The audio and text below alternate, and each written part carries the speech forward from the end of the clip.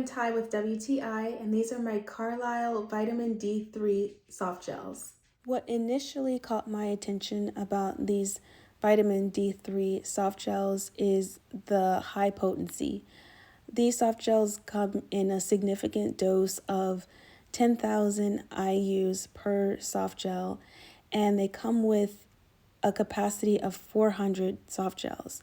So I was pretty impressed by that.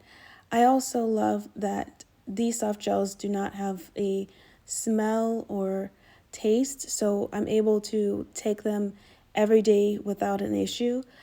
I normally try to get my vitamin D3 from the sun, but it doesn't always happen.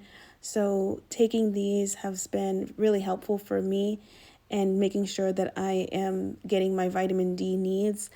And I also love that they are GMO, non-GMO, and gluten-free.